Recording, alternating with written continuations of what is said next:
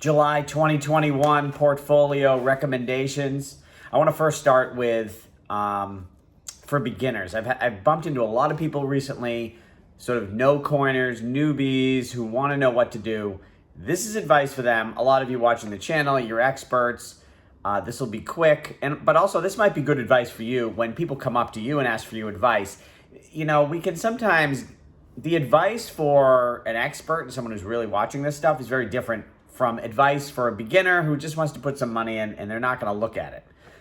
So what I've been telling them, the beginners, is look at how much money you want to put in total, right? And maybe 1% of your total savings, maybe 3%, that's it.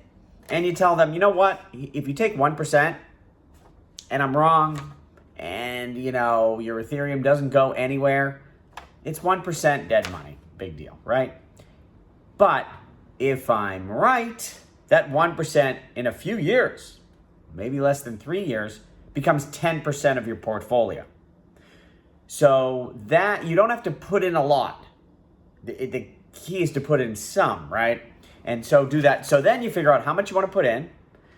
And then I would just look at, don't buy all at once. Now, you know, for those of you who have been watching, for months I've been saying newbies do not get in now, right? That was good advice, wasn't it? Well, now I think you can get in now, but not all right now. I think now is a good time to dollar cost average because we might keep going down for a while.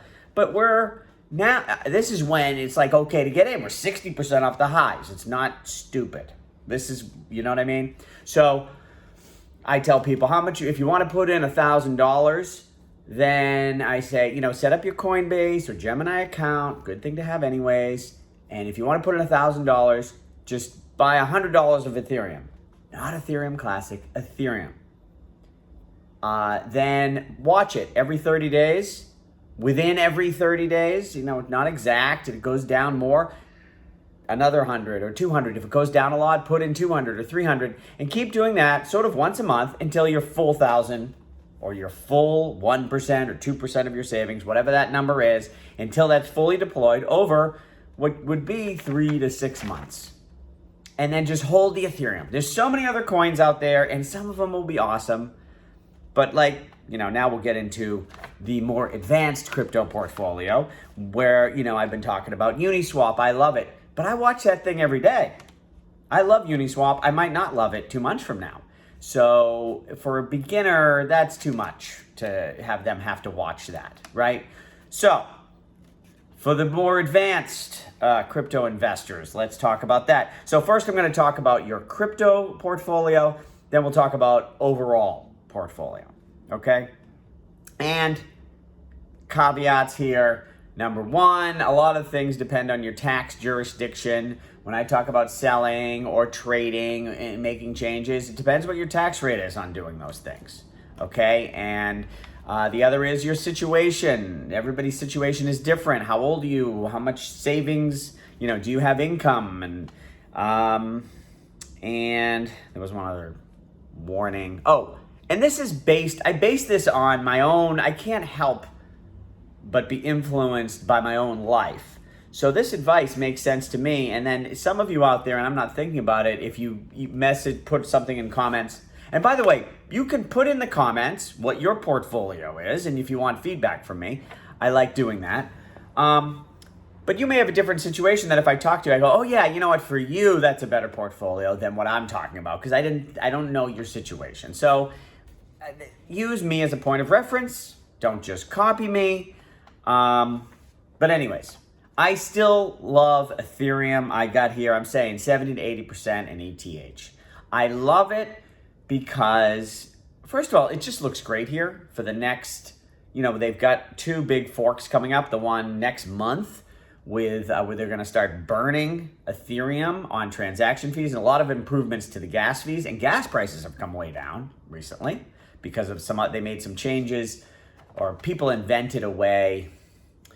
It's a long story, but the gas fees weren't totally just high due to congestion. They were also high due to miners having a way to sort of front run transactions, and they were all fighting over that. And that was driving up the gas fees, and people figured out a way to bundled transactions, so that couldn't happen, and the gas fees have come way down already, and then we've got this change coming, and then in less than a year, Ethereum will upgrade to proof of stake, which is huge. Getting rid of mining, that's a huge improvement for many reasons, a whole nother topic, but that's a great runway of things. Plus, there's tons of layer 2 scaling solutions that just launched or are launching.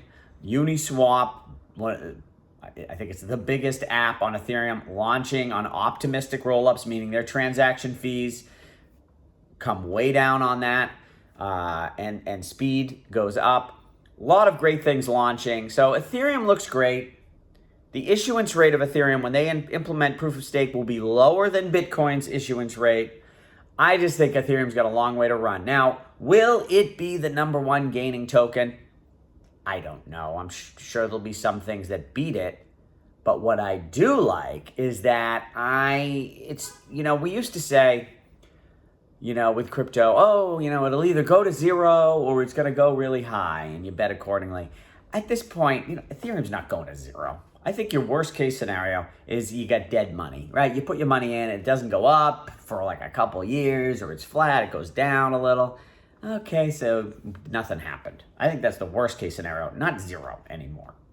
And so I like Ethereum because not because the upside is the most, maybe it will be, but I like it because the downside is the least, the risk. It is the least risky crypto in my mind. I believe that Ethereum, to me, is much less risky than Bitcoin, believe it or not. Okay, so that's why I like to put a lot into Ethereum. Then I think you can do 10 to 20% of your crypto into stablecoins earning yield. I'm going to do a video on that topic tomorrow. It's a big topic and it's changing all the time, and that's a whole thing. We'll save that for another video. And then, I'm starting to allocate with prices have come down. Maybe I starting to like now some of the DeFi tokens that are doing well. So for those of you who've been following me, beginning of 2019, there was a point where I might have had a list of 10 or 15 different DeFi tokens that I was in, just like throwing a little money at everything because it was early in the cycle. These things, they all looked good to me. And then when prices got up high and I wanted to de-risk a little, I sort of suggested just get out of all that shit because I don't know what's going to win. It's all gone up 500 to 1,000% and just consolidate everything to ETH. Well, now prices have come down, and also I have a little bit more information on what's working, and I have some conviction on a couple things. So now I'm starting to take some of that ETH and say, you know what, let's put that into some of the riskier tokens. So one of those is Uni. I've talked about that a million times. That's not new. So my thing is 10 to 20% now. I think I can allocate to maybe some DeFi tokens. Okay, so and I only really like 3. And also, I'm probably doing more with stablecoins earning yield. I'm on the higher percent of that, I think. I don't know what I actually am doing, but recommending. So let me just go through the 3 tokens I like, and I'll talk about them for a minute. Uni, Wi-Fi, and Luna. So Uni, I've talked about, and just, another question that newbies ask me all the time, what about Coinbase stock? I mean, Coinbase stock, I don't think it's bad, but if you want to invest in a crypto exchange, I like Uni 10 times better than Coinbase. I think Uni, if things continue the way they're going, I think Uni is bigger than Coinbase within 2 years. It's got a better growth rate, and it's the future, it's the disruptor. So if you want to own a crypto exchange, I think you should own the Uni token, UNI. And I've posted before, I'll put that, there's 2 good links now you can follow, updated in real time, the volume of all the exchanges, all the decentralized exchanges, updated in real time so you can see who the leader is. My thing, there's a lot of people, I see this a lot, everybody wants to get, oh, this is gonna become the biggest, and they want to buy the one that's gonna become the biggest. And yeah, if you get that right, you make money, but that's hard. I like to just, we're in a fast growth industry. Things are growing a ton. I like to just pick who's ever number one. Uniswap has been number one for a while, continues to be number one, but I watch those charts every day. If Uniswap loses its lead, and I don't mean loses its lead for 2 days, and I'm not trading on a weekly basis here, but if it sort of loses its lead to something, Uniswap lost its lead to Pancake on Binance for, might have been a month or two. And then, but I was just like, well, it's Binance, and and then Pancake fell, right? I would wait. I'm not jumping here at changes of leadership, but things can happen where structurally it starts to, I'm like, oh, this other thing, and it's good for reasons. I mean, I would talk about it if you follow my YouTube, but again, don't do things just listening to me, because if I decide I don't look like Uni anymore, I would get out of it, and then make a video later, and then you watch it, and then so watch your own statistics. Next thing is YFI, YFI. It's sort of a hedge fund. I mean, to me, one thing, I love the idea of owning a hedge fund. I mean, right? They do the 2 and 20 fees. Brief explanation on YFI for those who don't know is they create these vaults that you can lock your money in. A lot of these talk about earning yield with stablecoins. Now, I'm not using Wi-Fi for earning yield on my stablecoins because I'll talk about that in tomorrow's video. But I like the fact that Wi-Fi earning fees on all these different vaults. So people lock their money into a vault. Then that vault has a program that may take that money and lock it into this to earn these fees, and takes those fees and puts them over here and borrows this and does that and makes all this money and then pays a yield to that money that you locked into the vault. And they have a system where anybody can write and create a vault, and then they split the earnings on that vault. So there's a great incentive just for somebody to create a vault on Wi-Fi, because they can make a lot of money if it works. And they've just been, they're the leader. There's other people trying to do this, but Wi-Fi is number one, looks like by far. And when you start comparing Wi-Fi to legacy financial, investment funds, like, I don't have any of these statistics in front of me. I've seen a number of them pop up on Twitter, but, revenue, earnings per number of employees, like the numbers are blowing away traditional finance.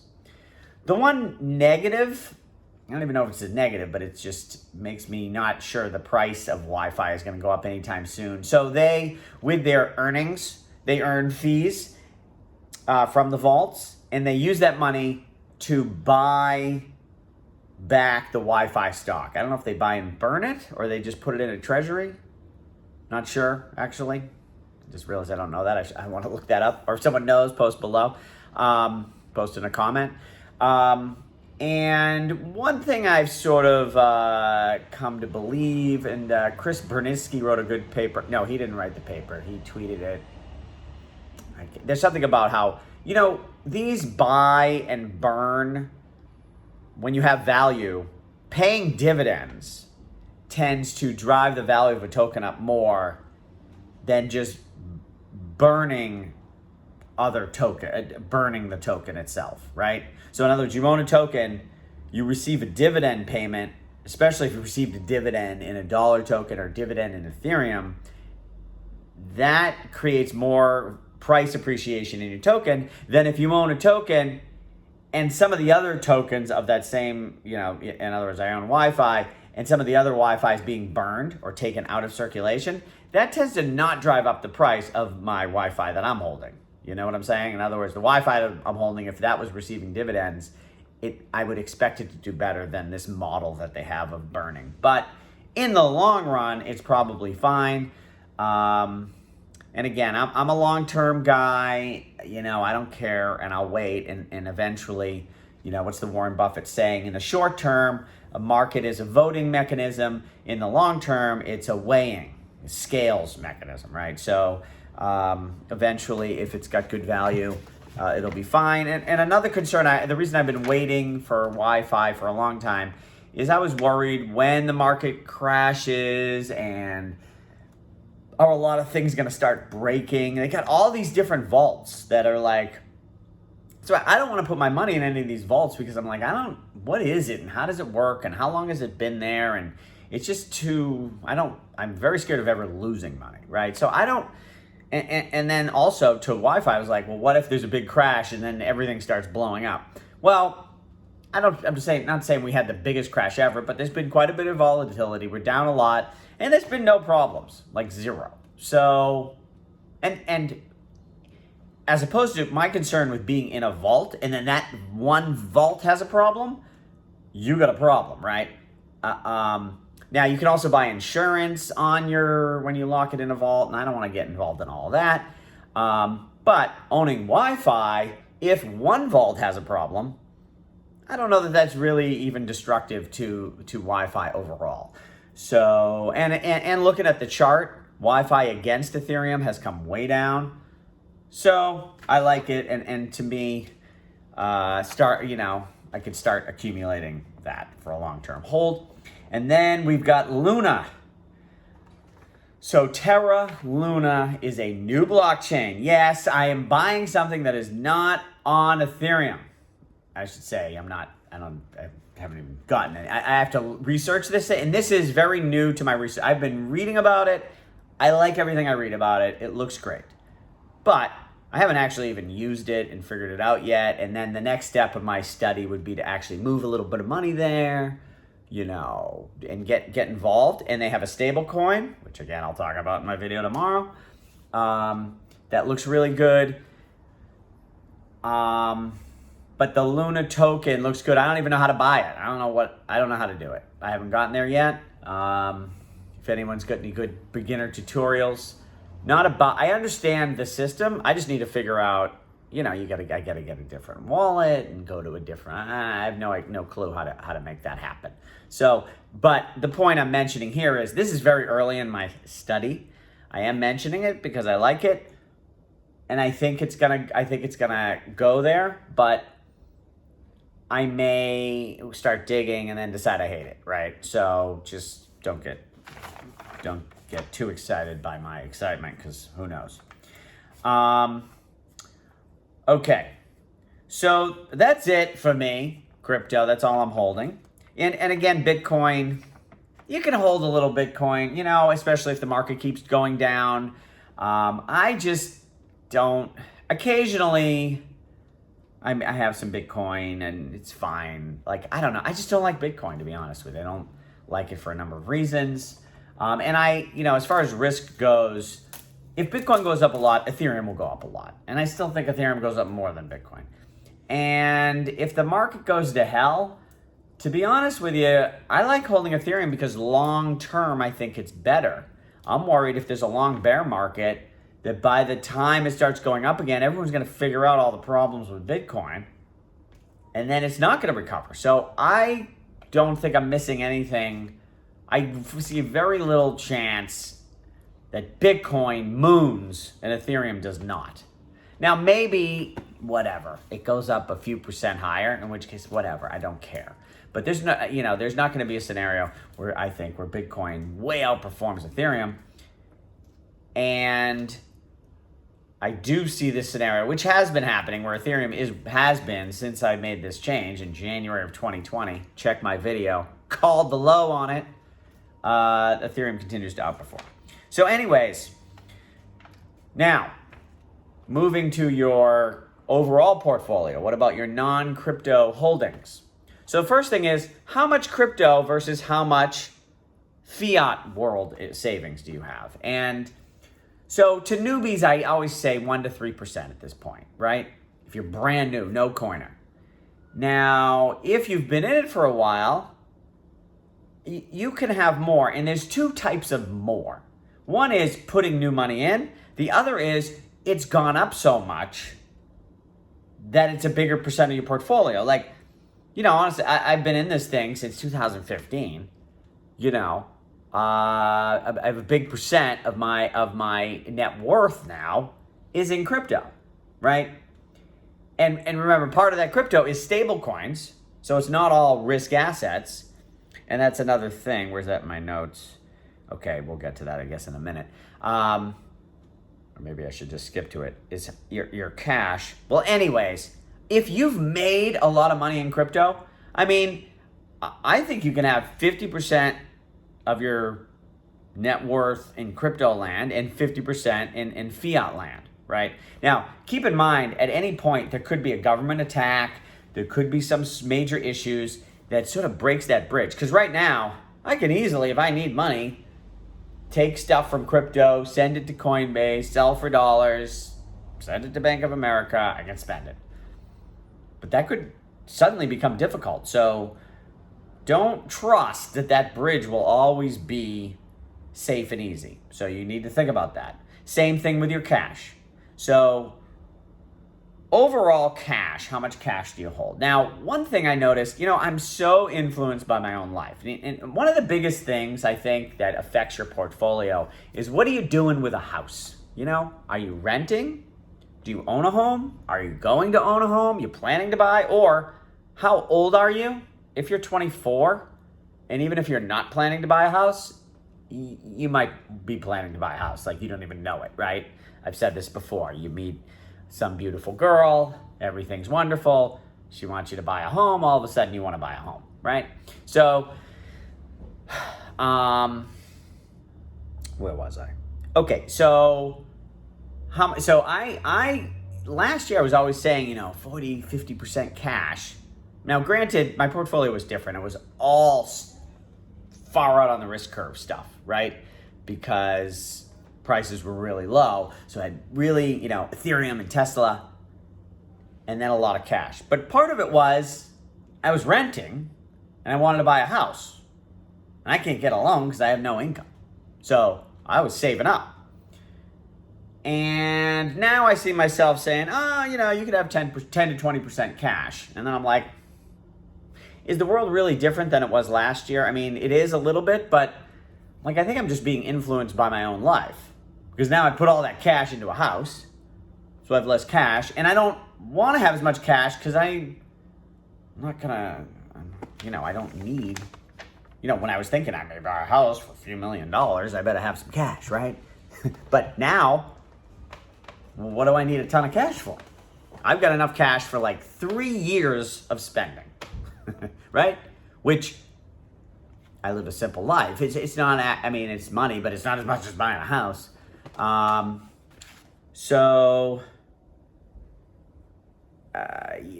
much cash you have depends on your income, how much you trust that income, where you are with your house buying, and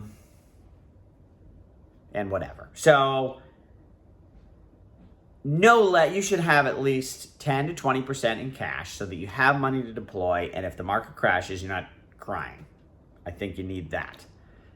And if you're saving up for something, you could have a big percentage of cash. And then when you have a ton of cash, if you have a ton of cash, it makes it easier for all your other investments. Then you could have more in ETH or more in crypto than otherwise. Now, also as far as, investing, remember debt. The way I look at debt, I look at it as guaranteed loss, right? If you're paying, even as a mortgage, you're paying, it's only 3% a year. You're guaranteed to lose 3% a year, the way to look at it. And if you pay off your debt, you're guaranteed a gain of 3% a year. And, many of you will say, it's only 3%. Who cares? Yeah, but I love the word guaranteed, right? And there's big debates. We can have inflation or deflation, and a lot of people think inflation, and maybe we do. But maybe we don't. And if we have deflation, or maybe you lose your job or whatever, that 3%, and just having that debt, having that risk, having that obligation, having that, owing money, I love getting rid of debt. I think that, that's one of my favorite investments. I look at it as an investment, paying off debt. If you have a credit card and that's over 5%, you got to pay all that off. I wouldn't sell all my ETH per se necessarily to pay off a credit card right away. But instead of owning some stupid stock, I would just pay off debt. I mean, most stocks, if you're guaranteed 5% a year in a stock, it's an amazing stock in the long run. I mean, not amazing, but decent. And these days, with everything overvalued, most stocks are overvalued, and a lot of crypto is risky and maybe won't move. I love the idea of paying down all your debt. And you don't have to pay it all at once, too. You could do dollar cost, plan it out over time, but still, that's my favorite. The cash, we talked about that. Okay, and then stocks. Now, I'm not super bullish on stocks, but, whatever. So, I like Berkshire Hathaway. Now, one reason I like it is a couple reasons. One is I trust Warren Buffett and Charlie Munger. Like, these guys they're not scammers, obviously. They're very honest. They're doing their hard work. And they have basic investments that, again, when I look at it, is it going to go up more than other things? I don't know. It might not even beat the S&P 500, but it's not going to go to zero. I trust it. I even trust it more than S&P 500, because what is these ETFs you buy? You're buying a promise from someone who gets a promise from somebody else, who has a promise from someone else, who has a promise from someone else, who's lending out the promise. What do you own? Whereas with Warren Buffett and Charlie Munger, they have ownership in companies, and they're trustful people who want to make good by their shareholders. So I feel like I sort of own something for real. And so I like that. And so for me, Berkshire Hathaway, 5 to 10% of my stocks, or even of overall investment, I like that because, and it's good diversification. The other reason I like it is because I don't like anything they buy. Like, I shouldn't say I don't like I respect everything they invest in, but I wouldn't buy Apple. I mean, I got the Apple Watch. I love the watch, but I don't even like the phone.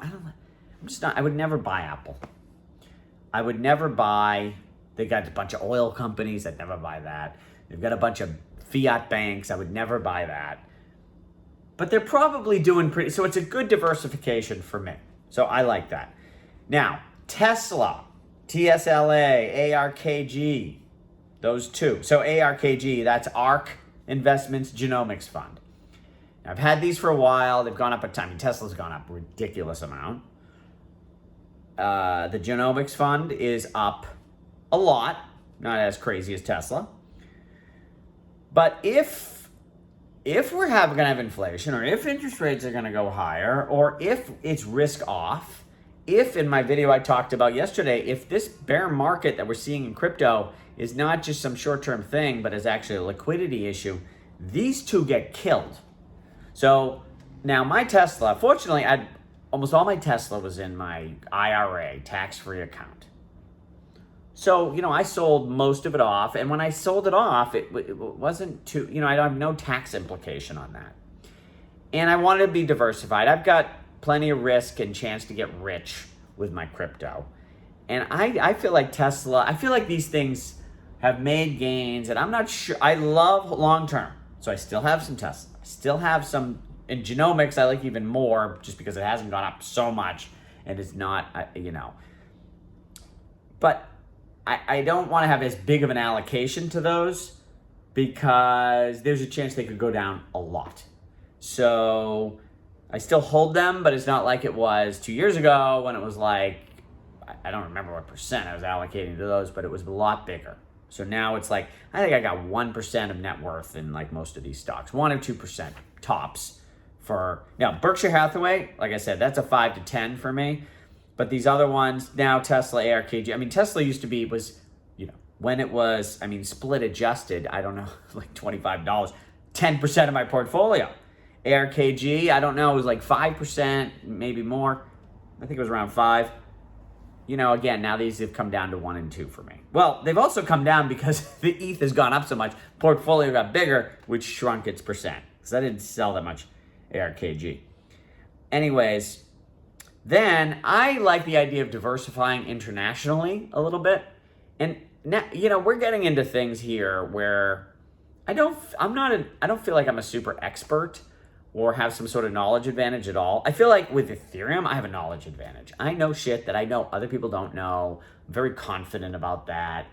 I feel like I know things that other people don't know that are important. Investing in EWS is Singapore ETF.